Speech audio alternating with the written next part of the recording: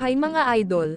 For today's video, gusto nyo bang matuto gumawa ng authentic arroz valenciana? Halika at manood sa aking video hanggang sa dulo.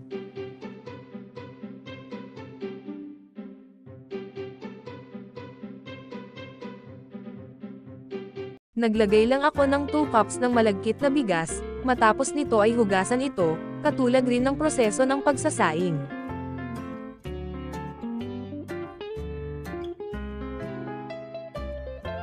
Isa lang ito sa rice cooker at isunod na rin ang 25 grams ng fresh na gata, kaya ito ganito galing ito sa freezer.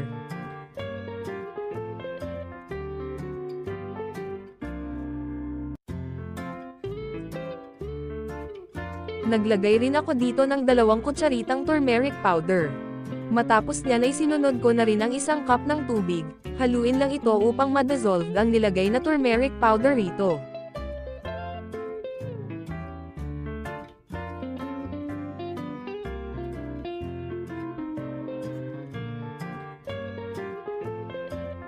Pwede nang itong takpan at i-on ito, lutuin lang ito ng 20 to 30 minutes.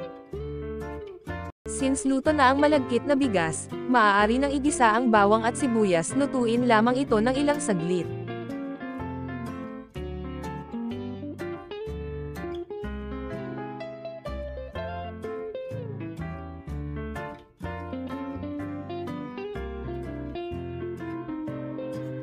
Isunod na din ang dinebone na chicken breast, haluin lang ito.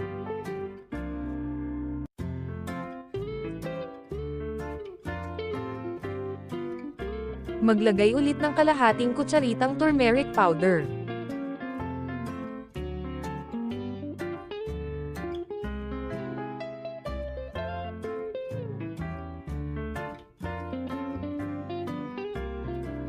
Takpan at lutuin lang ang chicken breast ng ilang minuto. Naglagay ako ng 1 piece na hiniwang chorizo dito. Ito'y optional lamang, pero kung type nyo ay chicken sausage pwede naman. Binuhos ko na rin ang 1/4 cup na green peas. 1/4 na binalat ang hipon.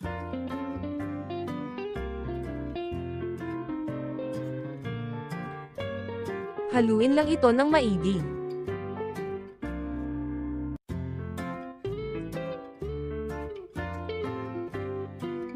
Ibuhos na rin ang 1/2 na tubig, hayaan lang itong kumulo upang ang mga sangkap ay pantay ang pagkakaluto. Kalahating kutsaritang chicken powder.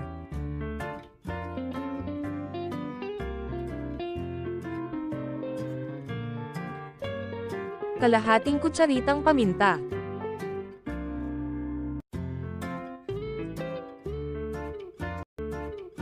Muli haluin ito ulit. Naglagay rin ako dito ng kalahating kutsaritang asin. Kalahating kutsaritang paprika powder. Halo-haluin lang ulit ito mga idol.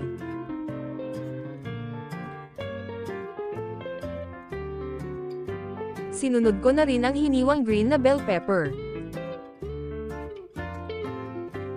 Tapos yung red bell pepper naman.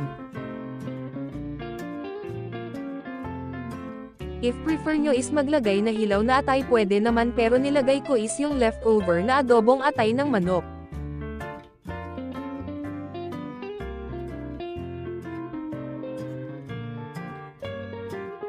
Kalahating kutsaritang asukal.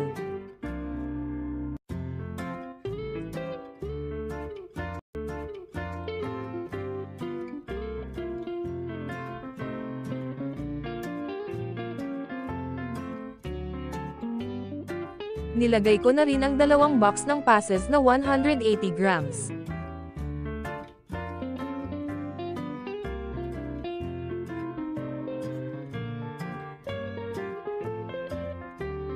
Dahil luto na ang mga ito, sa ilang saglit ay ibubuhos ko na din ang nalutong malagkit na bigas. Inilalagay ko na rin ang pre-cook na malagkit sa ating arroz valenciana, lutuin lamang ito ulit ng ilang minuto.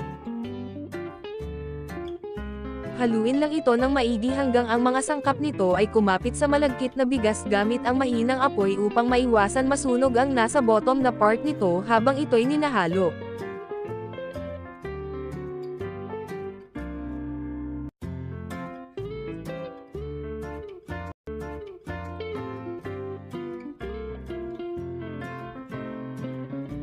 Maaari na rin itong e-plating at lagyan ng hiniwang nilagang itlog sa ibabaw.